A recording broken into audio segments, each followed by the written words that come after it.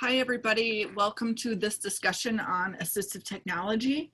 I've provided a lecture, a voiceover lecture here over these slides because to kind of supplement what we're talking about in class. So that being said, I'm going to go ahead and kind of get started and give you guys an introduction. Some of you guys maybe utilize this. Well, actually, I think all of us utilize assistive technology to some extent, as I'll demonstrate. But some of you may use more creative types of assistive technology, like a calculator is something I use all the time, and it is a piece of AT. And then there are more specified things such as, like hearing aids, JAWS software to enlarge text, beach wheelchairs for recreation, and all sorts of things that kind of fall in between those two, in between the continuum. So we're going to kind of discuss all of that today. So first, a definition of what assistive technology is. And really, it's any item or piece of equipment or product, whether acquired commercially, off the shelf, modified, or customized, that is used to increase, maintain, or improve the functional capabilities of individuals with disabilities. So this might not surprise you then that we use assistive technology to help with employment. So employment definitely falls into that category. What this does not include is any type of a medical device. So I just mentioned hearing aids. So that is an example of an assistive technology that we might acquire for somebody. However, a cochlear implant would not be assistive technology because that is actually a device that's implanted into somebody's cochlea. So it's a part of them. Just like a pacemaker would not be considered a piece of assistive technology because it's implanted surgically within somebody. So it's a broad definition, but anybody who requires an accommodation to be successful is likely eligible for services within voc rehab as well. And a common misconception is that pieces of AT are always expensive. That's not true. Some pieces of AT can be free, actually. So it's any type of product or equipment. It doesn't have to be, really high tech, as you'll learn about today. So, the vague advantages, if you will, of assistive technology is that it allows somebody to be adaptable in their space by providing them with flexibility. The client and the counselor both can be creative and different solutions to help somebody be successful. And it can be, again, malleable or adaptable, as I said, and allow all different types of advantages. So for example, if somebody struggles with counting money or has a visual impairment and struggles identifying like a penny to a dime to a quarter, and is best done that by feel, there are different types of sensors that can, by scanning or by touching and placing a dime into a repository, a device can tell you whether or not that's a penny or a dime. There's actually a free app on phones that you can download where you scan a bill, and it will tell you if it's a $1 bill or a $100 bill or a $5 bill. So again, those are low or no cost whatsoever and can be used not just at work, but they can also be used in personal life as well. So there are lots of ways to kind of customize accommodations to suit somebody's specific and individual needs. Now, accommodations are available to individuals with disabilities because of legislation. Without some accommodations, some individuals would have a difficult time at working in a competitive employment setting. So throughout the years, from the 70s to today, we've continued to add this critical piece to different legislative policies. The definition that I read to you earlier of what assistive technology is actually located in the Individuals with Disabilities Education Act, and then the Technology Related Assistance for Individuals with Disabilities, both of those acts. And then in the 90s, we started to see this, it developed its own act, the AT Act, as you see. And then specifically to rehabilitation, we started including AT as a service and as a definition in the 70s as well. So we were kind of, and not surprisingly, at the beginning of all of this, the inception of this idea, because of the populations we serve.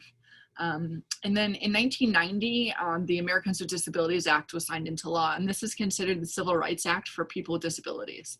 And so, of course, reasonable accommodations are a critical piece of employment, and that piece of legislation speaks to a lot of non-discrimination for people with disabilities. So AT, is definitely like a critical piece of that.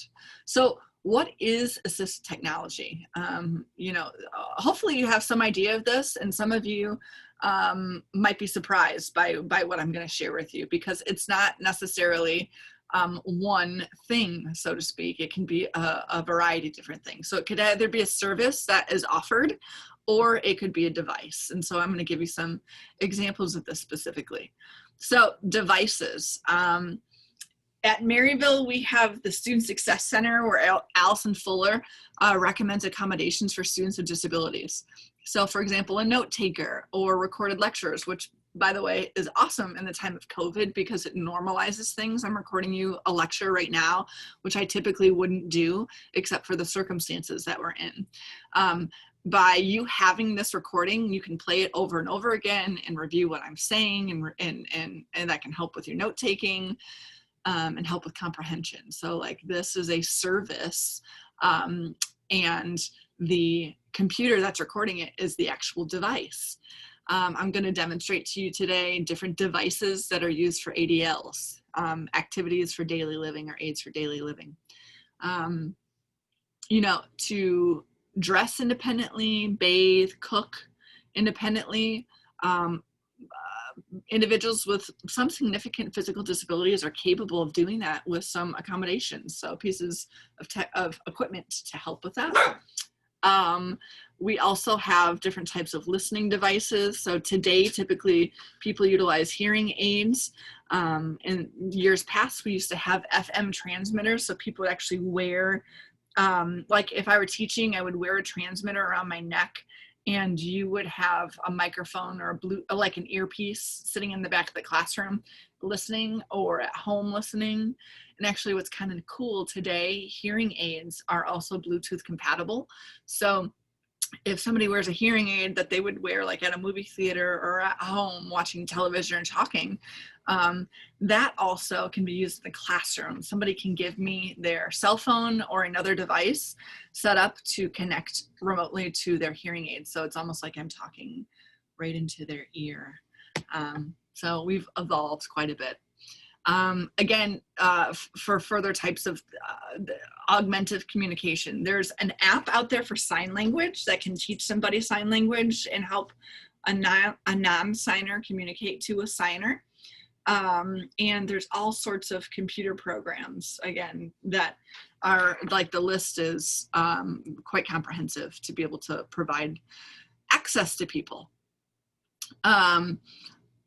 Environmental controls, I'm going to show you some of these later with doorbells and fire alarms.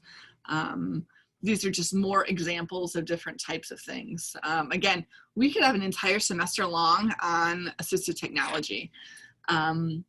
What I like to do sometimes, depending on the semester, is go and visit the OT lab. I don't know if any of you have ever been in there, but on the second floor, I think it's on the second floor, Maryville has a little apartment available that's outfitted with a bunch of different assistive technology inside there to demonstrate to students that are training to become OTs how somebody would ambulate independently and live independently and safely within their home.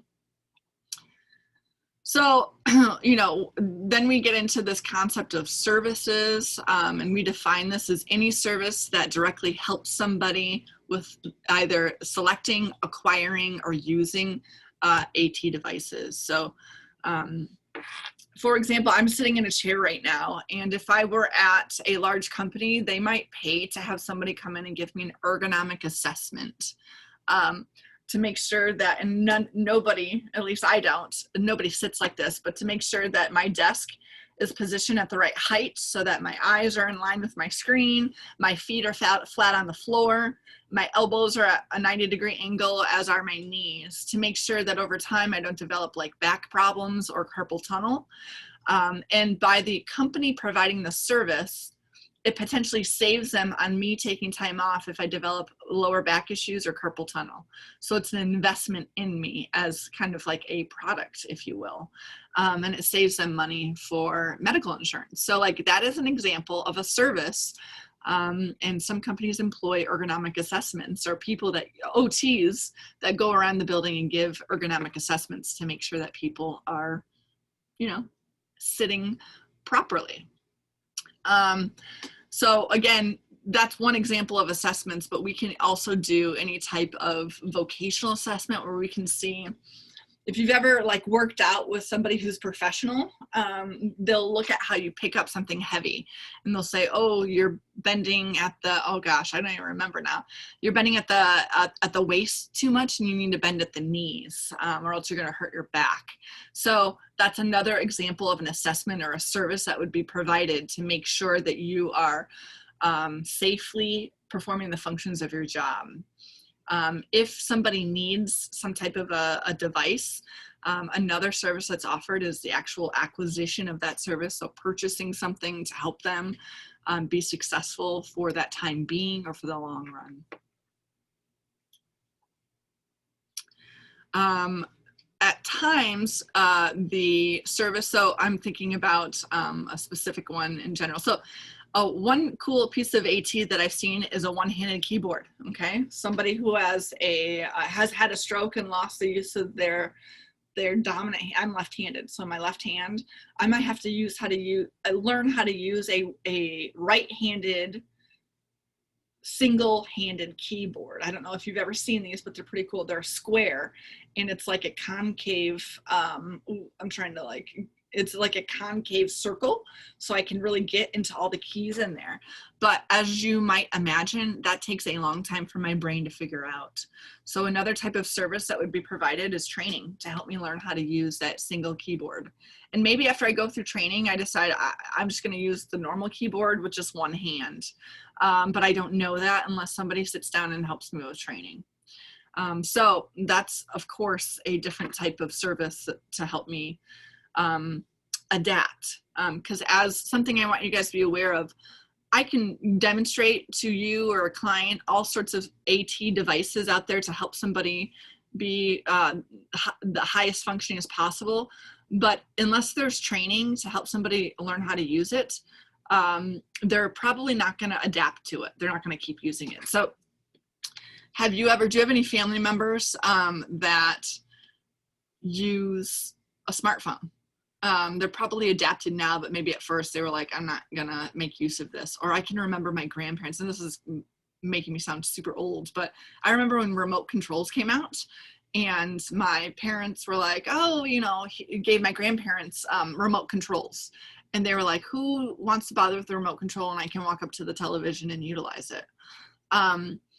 So even though it's this piece of technology to, I don't know, enable Americans to be lazy, it's marketed as convenience, but my grandparents didn't adapt to it because it was something that they just didn't see a use for. So we have to be careful about this, because we can buy some really expensive things for clients who might say, I have no use for this whatsoever. And then it's like, well, we're wasting our time and money. I'm thinking about Alexa. Oops, I'm probably going to turn her on here in my basement. But in my kitchen at my house and in my bedroom, I have the Amazon Show, the screen one, because I use it as a baby monitor. In fact, when babysitters come over to my house, I have an entire list of commands that they could give to turn lights on in my house, to turn on cameras, to see the baby, to look at the front door. My house is very smart, and it freaks people out. They don't know how to use it. They're not quite adapted to it. But I like it because it makes my children totally independent in ways that I promote. I promote independence and autonomy.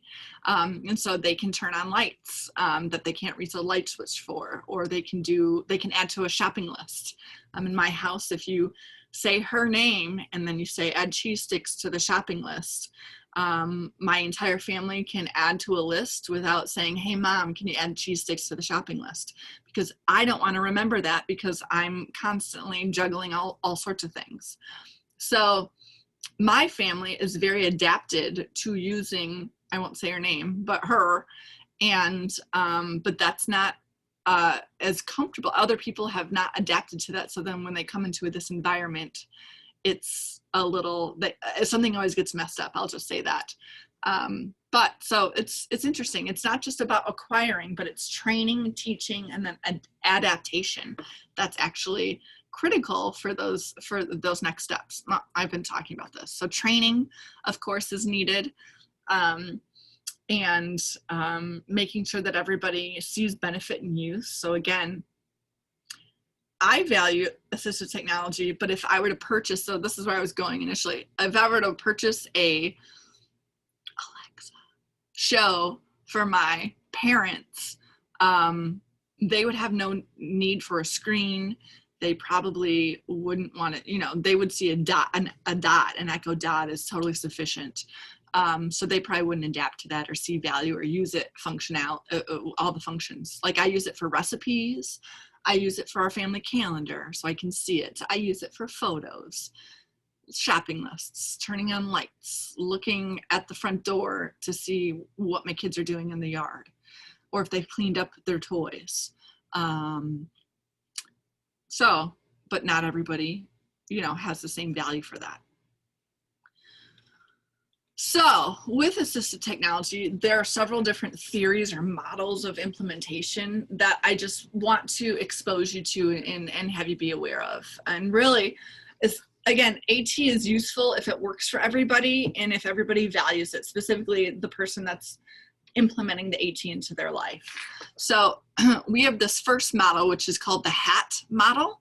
And it's easy to remember because you think about obviously the human, the activity, and the AT device. So as far as, I'm going to start here with in whatever context the person is in is what makes the most amount of sense with, what type of device we're going to put in there. So the three main areas that the HAT model looks at for implementation of AT are self-care. So again, hygiene, right?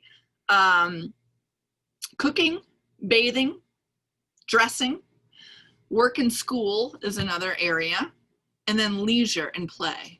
And what I love about AT models is that most of them include leisure aspects, because I can talk about work till I'm blue in the face, but if I want somebody truly happy, I also am going to talk to them about how they relax and how they, what they do to have fun, because that's an important part of our lives. And so we would potentially shift our AT choice based on what activity somebody is doing at a given point in time. We also have to look at the human, the person that's the quote doer. So, if my kid, if I have a kid that has that requires an accommodation or a piece of AT for their leisure activities, and I think that this one thing's going to be really awesome, but they don't agree, then it doesn't matter. I'm not the doer. I can't make the choice for my child or my spouse or my parents. They have to be involved in it, and they have to be able to make the choice. There's also, they have to have the ability to use it and be proficient with it. So I have I'm going to go back to the Alexa example.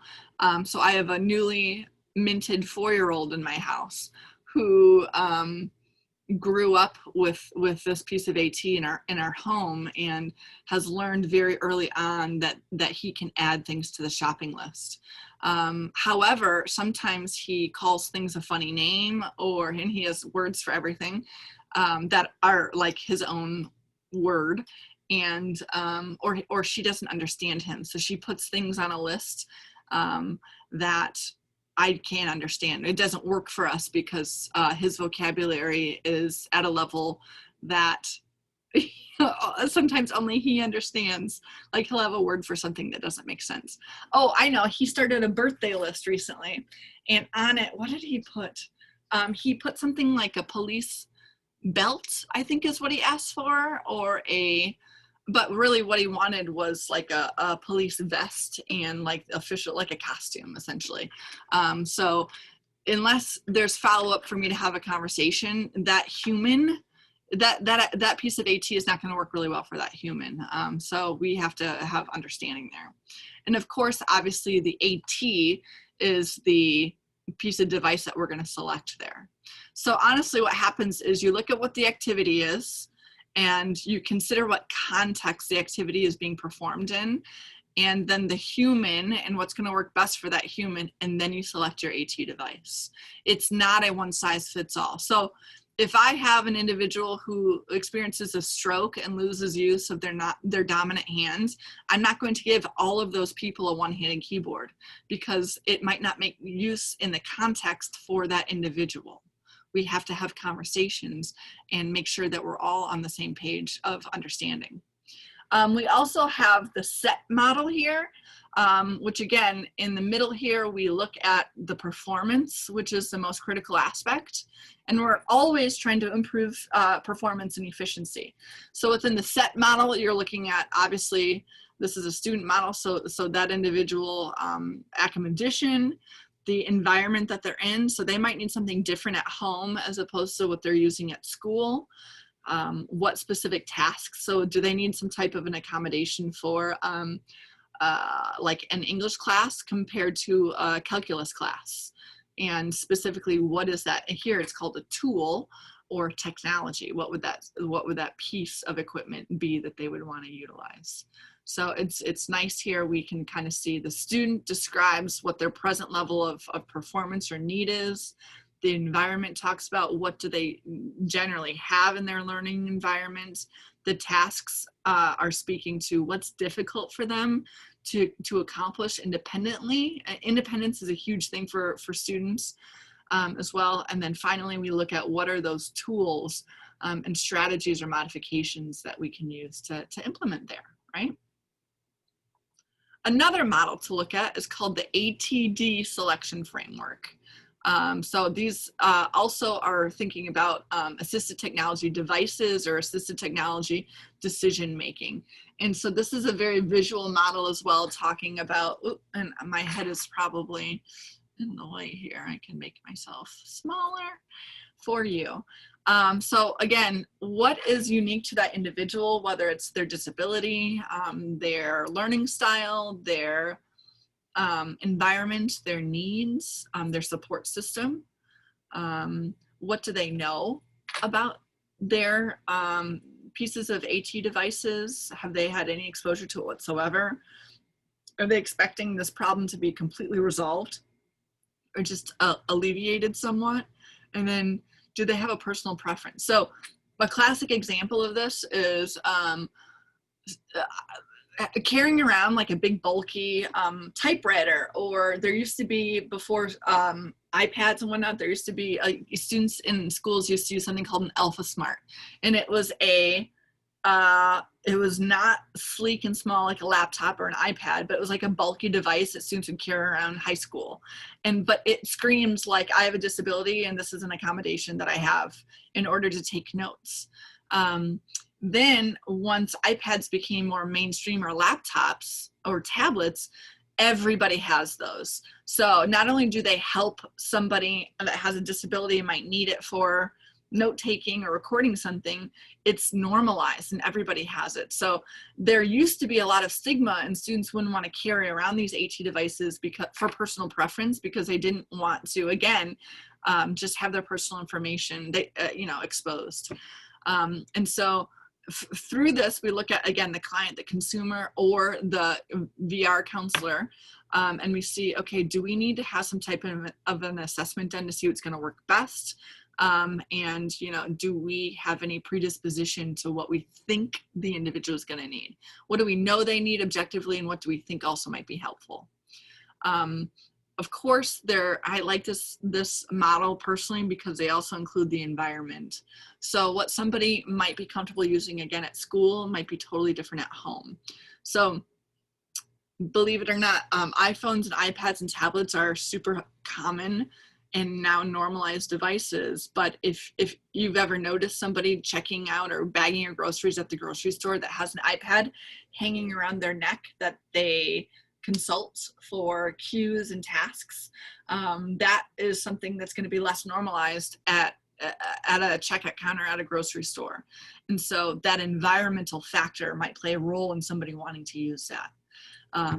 However, it's used very commonly and successfully at the in the vocational setting. I've lost my mouse. Okay. So what do you do if you have a client that could potentially benefit from one of these things? Well, first of all, you obviously talk to your client and consider what their specific and unique needs are. Are there any obstacles that you can consider off the top of your head? And with a combination of these two things combined, what seems logical and makes the most amount of sense to you? We don't make these decisions for our consumers. We make them collaboratively. It's our job to know, I always say this, it is not your job to know everything that there ever was, because frankly, AT is a great example. It changes so fast. It would be a full-time job staying up to date and actually understanding how to use all the AT that's out there. It is your job instead to know how to find out what's available. And it's my job to teach you how to know that, okay? So we take all these things to the next step to implement something. And I'll say this here now. What I want you to all know and be comfortable with is understanding the Job Accommodations Network. That is the resource that you will go to consider an AT device for a client. Small or large, okay? And so we're gonna play around with that in your hybrid activity.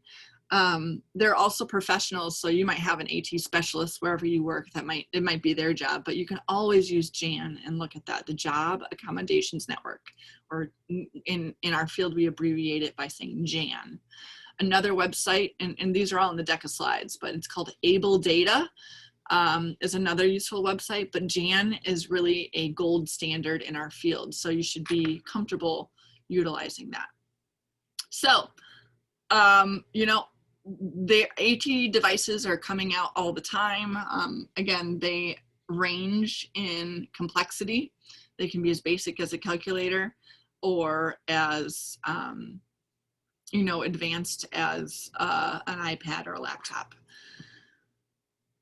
I'm just thinking, I use calculator. I'm trying to think of another basic example. So another example of a device could be like a timer or a stopwatch. So if you have an employer who wants a consumer to be able to empty a dishwasher in a minute, and having conception of what a minute is might be difficult, a device would be like having a timer.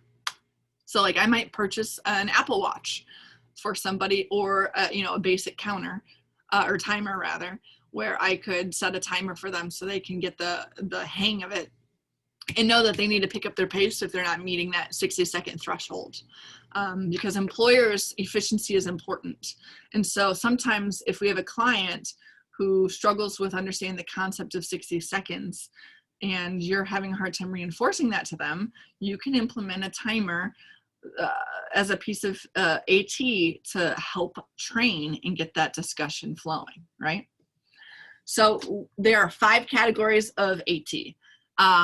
So the first one, and again, it's definitely not the least important, but it's recreation. So it's having fun, it's being a citizen, it's having leisure. Recreational AT devices are products that help people participate in social activities, team sports, and indoor and outdoor recreation. So like there are golf carts that have seats that swing outside of the golf cart, so the golfer can like lean against it while they take a swing if they need some type of stabilization. I'll show you examples of them. I mean, there's really different adapted wheelchairs for wheelchair sports as well. There's all sorts of stuff out there. It just is a matter of researching it. So this is a beach wheelchair. Notice the large wheels there to be able to help move that individual across like a soft ground, obviously. Whereas typical wheelchair wheels would get sand in them and probably lock up, and this is a much more useful device. Monopoly. Okay, so this is a game of Monopoly for somebody with a visual impairment. Again, who doesn't love a game of Monopoly? And with this, I don't know if you can see from the image, but it is texturized, so you can touch it and you can feel the spaces. But also when you pull the cards on this specific game, it'll say like what chance was, or community chest, or it'll talk to you about what type of denomination or dollar bill you're holding. So there are adapted board games. Milton Bradley has not left our friends with visual impairments or other disabilities behind in being able to experience this American, I'm just thinking like sibling rivalry, family game night activity or experience. Another category are sensory aids. These are specifically to help individuals that have a visual or hearing impediment, being able to use, obviously, the computer, identifying money, as I've talked about, talking watches. I mean, like this used to be, something so far-fetched or super high-tech back in the day, but like, many people have smartwatches now. It's so normalized again. So it's something that nobody would even necessarily recognize that it was a piece of assistive technology. And your watches have accessibility features to be able to speak, if you didn't know that. So this is a note teller. So again, this particular one vibrates to determine the denomination. This is super expensive. I've told you before, you can download an app on your phone that's free, that uses the camera feature and tells you what denomination you're holding. Costs absolutely no money. It's just about knowing and teaching it. So this is actually, can be used for a variety of things. I have a question mark to give you guys a moment to process what you think it would be.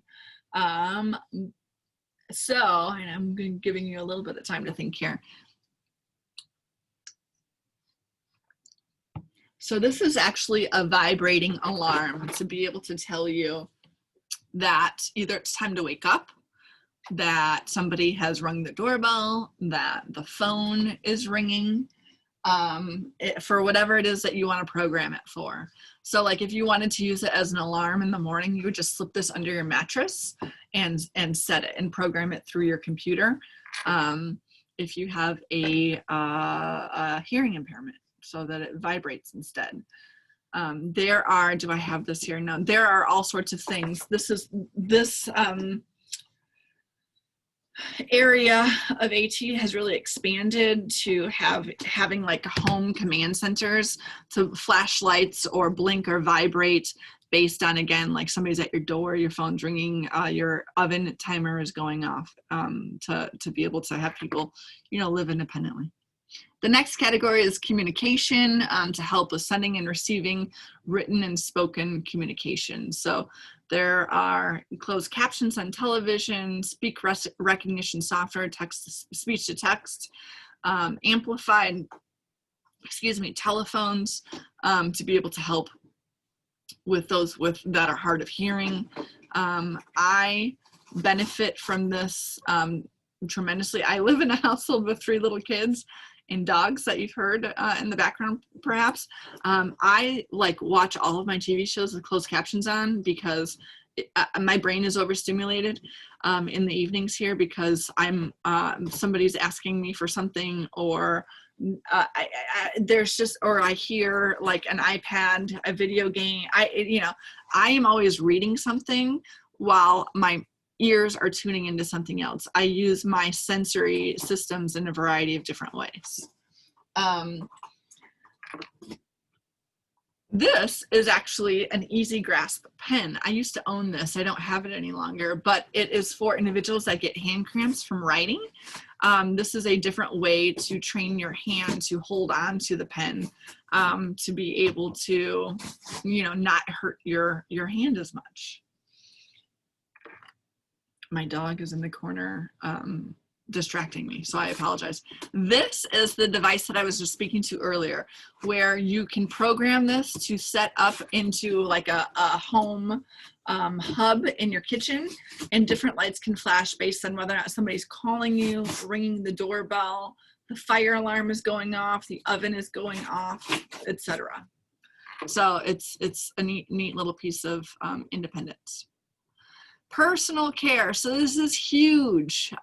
Everybody, you know, a big piece of dignity is being able to take care of yourself. And so there's all sorts of AT devices to be able to help with this. And just a simple matter of not having to ask somebody for something is huge. Okay, so this is for eating, bathing, dressing, you know, cooking. And again, this is by no means, I'm not even scratching the surface of everything that's available here. So we have a brush to be able to help reach, you know, hard to reach places, which is for most of us our backs, but it could be other places as well. Pearl, come here. I apologize. I'm being distracted here. So it's a back brush. You also had, I don't, this is again a moment to kind of ask you guys if you know what this might be.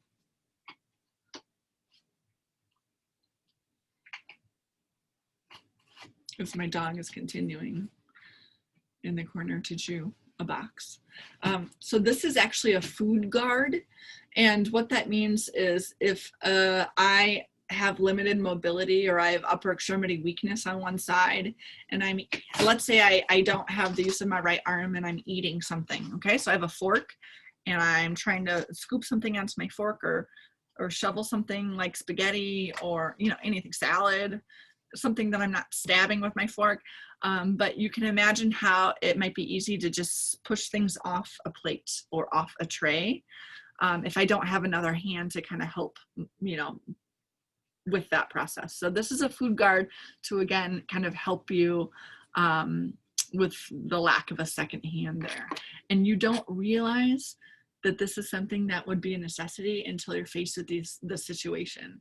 And so a lot of these devices are made from the input of people with disabilities, right? Another category, the fifth and final, is mobility. So this is just to help us ambulate around our homes, our communities, etc. So just having if anybody's used crutches for any extended period of time, you might be aware of how much they can irritate your underarms.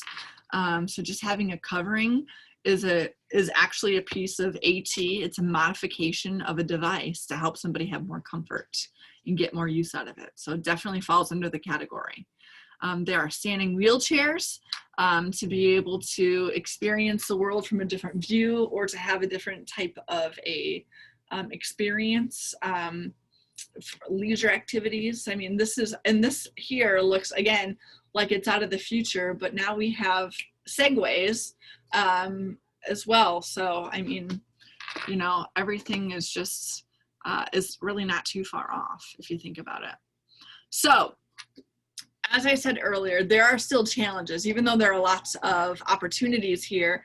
If you don't place individual with the most appropriate device for them without their consideration, the likelihood that they're going to adapt to that piece of equipment is significantly diminished. There is a high abandon rate. If I say, oh, look at this cool stand-up wheelchair, I'm going to pay all this money. Did I even say how much that costs? I can't remember. No, I didn't. If I'm going to pay all this money to have this Segway delivered to you, but like you were embarrassed to take a Segway because not really everybody uses one, I'm wasting my money. And that might create an awkward dynamic between the two of us. And we don't want to do that. You know, we need to maintain, I'm here to help, not to make somebody feel uncomfortable. So we have to make all of these decisions collaboratively, and we have to ask the client to kind of guide us. So without doing that, we're not going to have a very high success rate. And right now we know that not everybody who could benefit from using a device is using it. So for example, please stop doing that. Can you come here, please? Thank you very much. For example, I can provide to somebody vibrating, alarm clock. But if they think that they wake up fine, just fine on their own, or I don't know, they don't want to take advantage of the HE device, they might not, use it. I don't want to persuade anybody, but I might say, hey, why don't you try this and see if you like it? And if not, you don't have to maintain it, and make people feel a little bit less threatened, perhaps. It makes me go back to the grandparents and the remote example, or the Alexa and whatnot. If you push something on somebody, they might not experience the benefit of it, or really want to take advantage of it. So you have to be really gentle in how you go about it. So when you learn about legislation, and specifically the Americans with Disabilities Act, you will learn about this concept of undue hardship. So once somebody's employed somewhere, if an employee requires an accommodation to do their job, it is the obligation legally for the employer to provide the accommodation. Unless the employer can indicate that the accommodation is presenting an undue hardship. Okay, so for example, if I get hired somewhere on the second floor of a building and I utilize a wheelchair for mobility, and the building doesn't have an elevator, I could say to my employer, I need you to install an elevator in this building. And let's say that it's a small business, and the employer says that would create an undue hardship. That would cost more money than is justified in having you be employed here. I apologize that my dogs are barking. Therefore, the employer would not have to install that elevator, because if it could put them out of business or significantly impact their profit and be able to function, then they don't have to provide that accommodation. However, if they can make an office space for me on the first floor, that's actually considered reasonable, even though I might be isolated, because I still have a job there. So there's all sorts of, and this goes super deep into something called mitigating factors that you may learn about should you continue on to study in this field, as we learn about legally what somebody is entitled to and what their rights provide for them. The other thing, and the most important thing perhaps, is this concept of a universal design. So the disability community and disability advocates believe that it's not really the person with a barrier that's the issue, so to speak. It's the fact that we live in a society that is disabling or creates obstacles for people. So for example, like stairs everywhere, creating buildings without elevators, not having ramps put in places that you would need a ramp. Because I have kids, I take a stroller out when I'm with my children. I was just at the zoo last week for my son's birthday, and my son really wanted to go see the snakes. So if you go to the snake house at the St. Louis Zoo, there are stairs to get into it, and there are ramps on either side. And so it's the time of COVID right now as I'm recording this, okay? So they're very particular about the way in which you can enter the building and exit the building, because they don't want people obviously crossing paths. So I've got a stroller. I can't go up the stairs. So what do? And I'm approaching, by the way, from this side. And I get to the front of the building and there are stairs, and I'm like, oh shoot, I must have passed the ramp. So I go back and I find the ramp, and I start ascending the ramp to get into the building, and somebody tells me, you are entering using the wrong ramp. You need to descend the ramp, go past the building, and find the entrance of the other ramp. And anyways, long story short, the world is not designed to accommodate, essentially. It's designed to function. And so these rules in this example I'm giving are designed to function, to keep people safe, but it's not designed to provide people with access and easy access. And so, I would consider myself able-bodied, right? I was tired, it was hot, I had tired kids, and I had to, backtrack, go all the way around, and I was frustrated by it. And every time I had those experiences, I think, what must people with disabilities think, or what's their frame of mind? Because this happens to them frequently. And it's not okay. So as we create new designs in buildings, we need to consider universal design so that everybody has equal access and all levels of mobility are included. So Walker Hall at Maryville University is universally designed. Desks are not bolted into grounds, neither are chairs. All furniture is movable, hallways are wide, spaces are wide, and it's to be accessible for everybody. So that's just kind of an example there. So here is the link again for the Job Accommodations Network. There's also a link here for Able Data and then Able Link Technology for you guys to consider. Again, this is really the gold standard of our field, the Job Accommodations Network. Once you go to that website, there is a link there for A to Z resources, and you can search by disability or by limitation and consider or review all sorts of AT devices to help somebody, or job modifications, or small, minor, free, creative ways to do the same thing a little bit differently and in a way that doesn't create a barrier for somebody. And so as a disability advocate, this is our responsibility to continue to think about how we can do this to best serve our clients. So thank you for joining me today and having this discussion on AT devices. Take care.